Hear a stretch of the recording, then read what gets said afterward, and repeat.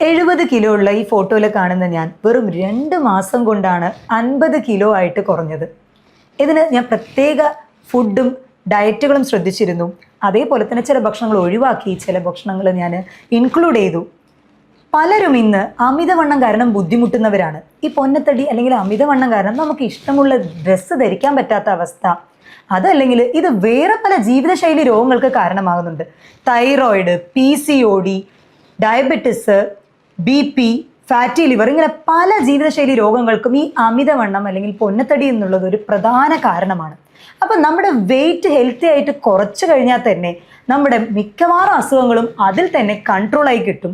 ഒട്ടുമിക്ക രോഗങ്ങളും ഫ്യൂച്ചറിൽ വരാതിരിക്കാനും നമ്മുടെ വെയിറ്റ് ലോസ് വളരെ നിർബന്ധമായിട്ടുള്ള കാര്യമാണ്. പ്രഗ്നൻസി ടൈം കഴിഞ്ഞ് ഡെലിവറി കഴിഞ്ഞിട്ടുള്ള പല സ്ത്രീകളും ഈ 70 കിലോ 80 കിലോയിലുള്ളവർ എങ്ങനെയാണ് വെയിറ്റ് കുറയ്ക്കാൻ പറ്റുക, അതിനുശേഷം പറ്റുന്നില്ല എന്ന് ബുദ്ധിമുട്ട് ഒരുപാട് പേര് പറഞ്ഞിട്ടുണ്ട്. അങ്ങനെയുള്ളവർക്ക് ഒരു ഇൻസ്പിറേഷൻ ആയിക്കോട്ടെ എന്ന് പറഞ്ഞിട്ടാണ് എൻ്റെ ഈ വീഡിയോ, എൻ്റെ എക്സ്പീരിയൻസ് ഞാൻ നിങ്ങളുമായിട്ട് ഷെയർ ചെയ്യുന്നത്. ഇത് നിങ്ങളുടെ doctor Jumana Haseen AG, doctor Jumana's homeo care, Vadakkanchery, Palakkad.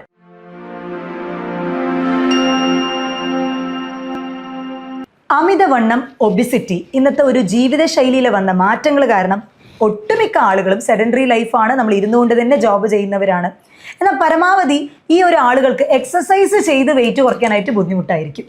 എന്നാൽ എൻ്റെ ഒരു കാര്യം പറയുകയാണെങ്കിൽ, ഞാൻ എക്സസൈസ് അത്ര അധികം ചെയ്തിട്ടില്ല, വളരെ മിതമായിട്ടുള്ള രീതിയിലാണ് ചെയ്തിട്ടുണ്ടായിരുന്നത്. ആഫ്റ്റർ ഡെലിവറി ആയതുകൊണ്ട് തന്നെ ഒരുപാട് ഭാരിച്ച എക്സസൈസുകളൊന്നും ചെയ്യാൻ പറ്റിയില്ല.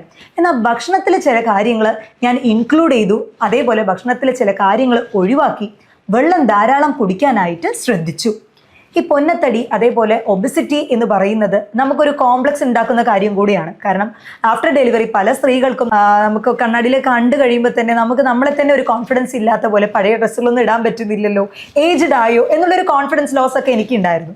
അപ്പോൾ അങ്ങനെ ഒരു ഇതിൽ ഞാൻ എൻ്റെ ബേബിക്ക് ഒരു 1.5 years ആയപ്പോൾ, കാരണം ഈ ആഫ്റ്റർ ഡെലിവറി ഞാൻ പറയാൻ കാര്യം, പലരും ഫീഡിങ്ങിൻ്റെ ടൈമിൽ വെയിറ്റ് ലോസ് ചെയ്യാനായിട്ട് നോക്കും.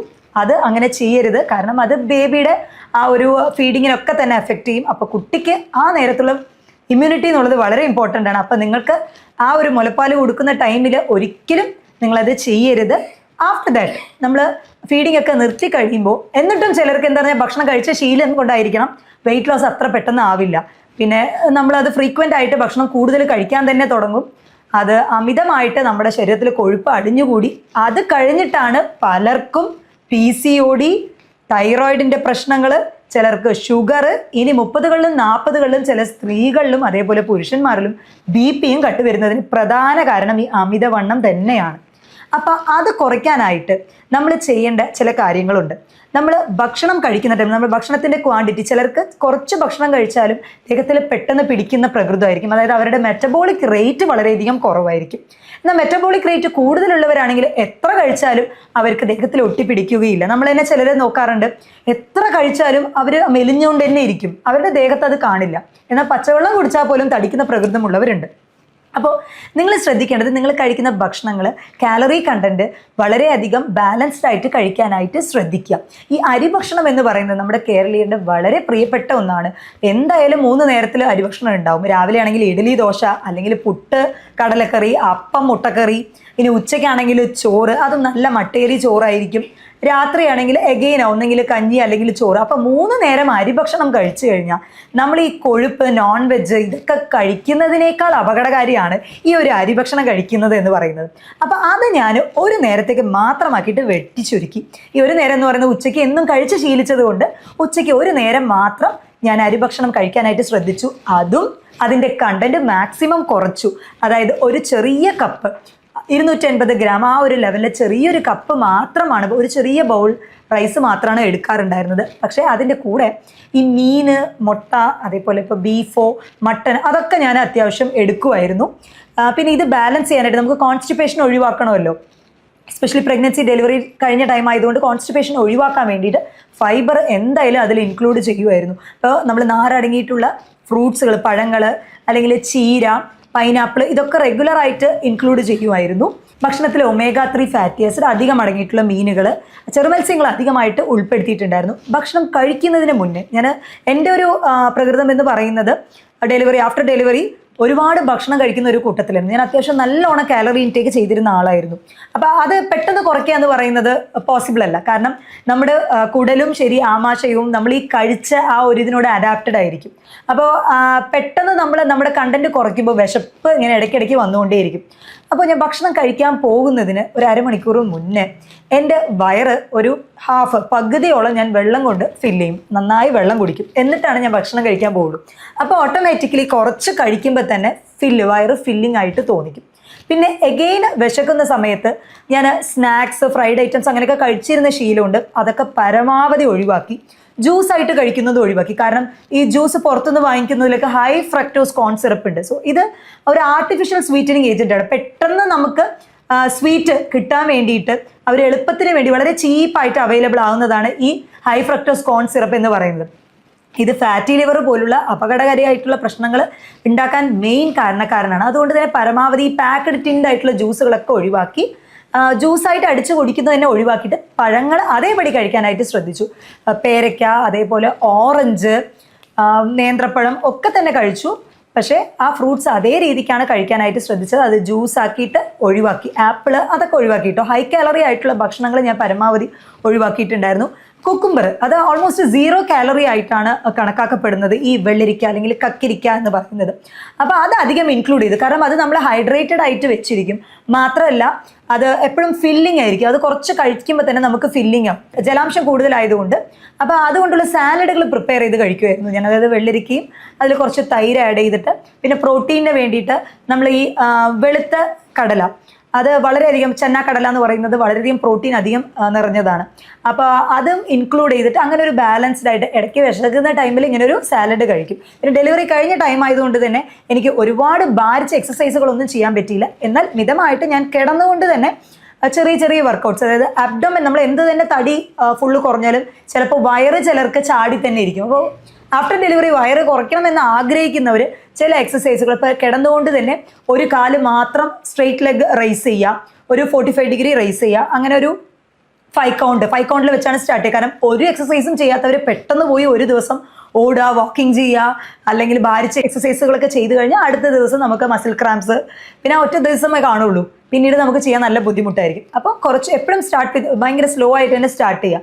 അപ്പോൾ ഒരു 5 കൗണ്ട് ആയിട്ടാണ് ഞാൻ സ്റ്റാർട്ട് ചെയ്തത്. ഒരു 2-3 പ്രാവശ്യം, രാവിലെ ഒരു പ്രാവശ്യം, വൈകിട്ട് ഒരു പ്രാവശ്യം, അങ്ങനെയാണ് ചെയ്യാൻ തുടങ്ങിയത്. പിന്നെ അത് ഒരു ദിവസം 4-5 തവണയൊക്കെ ചെയ്യാൻ തുടങ്ങി. അതായത് ഈ സ്ട്രെയിറ്റ് ലെഗ് റൈസ് ചെയ്തിട്ടുള്ള ആ ഒരു എക്സസൈസ് റെഗുലറായിട്ട് ചെയ്യാൻ തുടങ്ങി. അതേപോലെ തന്നെ കാല് കിടന്നുകൊണ്ട് മുട്ടിനോട് അടുപ്പിച്ച്, വയറ് മുട്ടിനോട് അടുപ്പിച്ചിട്ട് കാല് മടക്കിക്കൊണ്ട്, ഇതൊക്കെ ആപ്സിനുള്ള എക്സസൈസ് ആയിട്ട് ഞാൻ ട്രൈ ചെയ്തതായിരുന്നു. അത് നല്ല റിസൾട്ടും കിട്ടി. കാരണം അബ്ഡോമിനൽ ഫാറ്റ് കുറയ്ക്കാനായിട്ട് അത് വളരെയധികം സഹായിച്ചു. ഭക്ഷണത്തിൽ ഞാൻ ഉൾപ്പെടുത്തിയത് ഈ അരിഭക്ഷണം തന്നെ പരമാവധി, അത് ഞാൻ പറഞ്ഞല്ലോ 1 കപ്പ് എന്ന് പറഞ്ഞിട്ട്, അതിൽ തന്നെ ചെറുധാന്യങ്ങൾ അധികം അടങ്ങിയിട്ടില്ല. ഈ ചെറുധാന്യങ്ങളുടെ സ്പെഷ്യാലിറ്റി എന്തെന്ന് വെച്ചാൽ കുറച്ച് കഴിക്കുമ്പോൾ തന്നെ അത് ഫില്ലിംഗ് ആയിട്ടുണ്ടാവും. മാത്രമല്ല അതിൽ അന്നജം മാത്രമല്ല, അധികം മിനറൽസ്, വൈറ്റമിൻസ് എല്ലാം അതിൽ അടങ്ങിയിട്ടുണ്ട്. അപ്പോൾ ചെറുധാന്യങ്ങളായിട്ടുള്ള, അതായത് ഇപ്പോൾ റാഗി, പിന്നെ കമ്പ്, വിറക് എന്നൊക്കെ പറയുന്ന പോലെ ചെറുധാന്യങ്ങളുണ്ട്.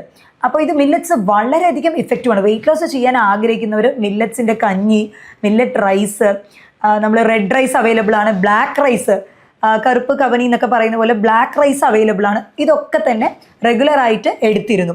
പിന്നെ മുട്ട ഹൈലി പ്രോട്ടീനേഷ്യസ് ആണ്. വെയിറ്റ് ലോസ് ചെയ്യാൻ ആഗ്രഹിക്കുന്നവർ, വെയിറ്റ് ഗെയിൻ ചെയ്യാൻ ആഗ്രഹിക്കുന്നവർ രണ്ടുപേരും മുട്ട എന്നുള്ളത് ഒഴിവാക്കാൻ പറ്റാത്ത ഒന്നാണ്. ഇപ്പോൾ വെയിറ്റ് ലോസിന് നമുക്ക് മുട്ട ഒഴിച്ചുവിടാൻ പറ്റാത്ത ഒന്നാണ്. അപ്പോൾ ദിവസവും ഞാൻ ഒരു മുട്ട റെഗുലറായിട്ട് തന്നെ എടുത്തിരുന്നു. പിന്നെ ഞാൻ നേരത്തെ പറഞ്ഞ പോലെ ഹൈഡ്രേറ്റഡ് ആയിട്ട് വെച്ചിരിക്കുക. കാരണം നമ്മൾ പെട്ടെന്ന് ഭക്ഷണം കുറയ്ക്കുന്നത് കൊണ്ട് തന്നെ നമ്മുടെ എനർജി ലോ ആവാൻ സാധ്യതയുണ്ട്, നമ്മൾ വീക്കായിട്ട് ഫീൽ ചെയ്യാൻ സാധ്യതയുണ്ട്. അപ്പോൾ ഞാൻ എപ്പോഴും പരമാവധി ഇടയ്ക്കിടയ്ക്ക് വെള്ളം കുടിച്ച് അത് ഞാൻ ഹൈഡ്രേറ്റഡ് ആയിട്ട് ജലാംശം എപ്പോഴും നിലനിർത്തത്തക്ക രീതിയിലാണ് വെച്ചിരുന്നത്. വെറും 2 മാസം കൊണ്ട് ആണ് ഞാൻ ഈ ഒരു 20 കിലോ കുറച്ച് കൊണ്ടുവന്നത്. അത് 50 ആയിരുന്നു. ഇപ്പം എൻ്റെ കറൻ്റ്ലി ഉള്ള വെയിറ്റ് എന്ന് പറയുന്നത് 47 kg ആണ്. അപ്പം നമ്മളെപ്പോഴും ശ്രദ്ധിക്കേണ്ടത്, വെയിറ്റ് ലോസ് ചെയ്യാൻ ആഗ്രഹിക്കുന്നവർ BMI, ബോഡി മാസ് ഇൻഡെക്സ് മസ്റ്റായിട്ട് നമ്മൾ വന്നിട്ട് നോക്കണം. കാരണം ഇപ്പോൾ ഒരു 152 അല്ലെങ്കിൽ 162 സെൻറ്റിമീറ്റർ ഉള്ള ഒരാളാണെന്നുണ്ടെങ്കിൽ അവരുടെ ഒരു ആവറേജ് വെയിറ്റ് എന്ന് പറയുന്നത് 62 to 65, അതിൽ കൂടാനായിട്ട് പാടില്ല. അപ്പം 152 എൻ്റെ ഹൈറ്റ്. അപ്പോൾ എൻ്റെ BMI എന്ന് പറയുന്നത് ഒരു 50 കിലോ 52 വരെ വരാം. എന്നാൽ സ്റ്റിൽ ഞാനിപ്പോൾ നോർമൽ ഹെൽത്തി BMIയിലാണ് മെയിൻറ്റെയിൻ ചെയ്ത് വരുന്നത്. 47 കിലോ. അപ്പോൾ എൻ്റെ ഒരു പേഴ്സണൽ ആയിട്ടുള്ള എക്സ്പീരിയൻസ് ഇവിടെ ഞാൻ ഷെയർ ചെയ്യാനായിട്ടുള്ള കാര്യം, ഒട്ടുമിക്ക ആളുകളും വെയിറ്റ് ലോസ് ചെയ്യണം. ഇപ്പോൾ ജനുവരി 2026 തുടങ്ങിക്കഴിഞ്ഞപ്പോൾ റെസൊല്യൂഷൻ ആയിട്ട് തന്നെ ചിലർ വെയിറ്റ് ലോസ് ചെയ്യണമെന്ന് ആഗ്രഹിക്കും. 1-2 ദിവസം ട്രൈ ചെയ്യും, പിന്നെ അതങ്ങനെ വിടും. അല്ലെങ്കിൽ ഇനി ഒരുപാട് ഭാരിച്ച എക്സസൈസ് ഒക്കെ ചെയ്യണമല്ലോ, അതൊക്കെ പറ്റുമോ എന്നൊക്കെ വിചാരിക്കുന്നവരുണ്ട്. അപ്പോൾ അവർക്കൊക്കെ ഒരു ഇൻസ്പിറേഷൻ ആയിക്കോട്ടെ എന്ന് പറഞ്ഞിട്ട് തന്നെയാണ് ഞാൻ എൻ്റെ ഈ പേഴ്സണൽ ആയിട്ടുള്ള എക്സ്പീരിയൻസ് ഷെയർ ചെയ്യുന്നത്. എന്നെ കൊണ്ട് പറ്റുമെന്നുണ്ടെങ്കിൽ തീർച്ചയായിട്ടും നിങ്ങളെ കൊണ്ടും പറ്റും. അതിന് ചില പ്രത്യേക ഡയറ്റ് ഷെഡ്യൂൾസ് നമ്മൾ ഓരോരുത്തർക്കും അനുസരിച്ചാണ് അത് നമ്മൾ ഓൾട്ടർ ചെയ്യുക. കാരണം ഡയറ്റ് നമ്മൾ പറഞ്ഞു കൊടുക്കുമ്പോൾ, ഞാൻ എൻ്റെ പേഷ്യൻസിനാണെങ്കിൽ ഞാൻ പറഞ്ഞു കൊടുക്കുമ്പോൾ എല്ലാവർക്കും ഒരേ ഭക്ഷണം എന്നുള്ള രീതിയിലാണ്. ചിലർക്ക് അസിഡിറ്റി പ്രശ്നമുള്ളവരുണ്ടാകും. അപ്പോൾ അവർക്ക് നമ്മൾ ഈ വൈറ്റമിൻ സി അടങ്ങിയിട്ടുള്ളതോ അല്ലെങ്കിൽ ഓറഞ്ചുകൾ അധികം ഉൾപ്പെടുത്തുന്നതോ അല്ലെങ്കിൽ കടല, പയറുവർഗ്ഗങ്ങൾ പരമാവധി ഒഴിവാക്കിയിട്ട് വേറെ പ്രോട്ടീൻ വെച്ച് ബാലൻസ് ചെയ്യണം. അതേപോലെ പാലുൽപ്പന്നങ്ങൾ കഴിക്കുമ്പോൾ എന്തെങ്കിലും വരുന്നവരുണ്ടാവും, ലാക്ടോസ് ഇൻടോളറൻസ്. അപ്പോൾ അങ്ങനെയുള്ളവരിൽ നമ്മൾ ഈ മിൽക്ക് ഷേക്കും കാര്യങ്ങളൊക്കെ പരമാവധി ഒഴിവാക്കണം. പാലിന് പകരം നമ്മൾ സോയാ മിൽക്ക് ഒരു സബ്സ്റ്റിറ്റ്യൂട്ട് ആയിട്ട് പറയാറുണ്ട്. ഇപ്പോൾ പനീർ കഴിക്കുമ്പോൾ ബുദ്ധിമുട്ടുള്ളവർക്ക് അതിന് പകരം വേറെ പ്രോട്ടീൻ സോഴ്സ്. അങ്ങനെ ഒരു ബാലൻസ്ഡ് ആയിട്ട്, എല്ലാവർക്കും ഒരേ ടൈപ്പ് നമുക്ക് പറ്റില്ല.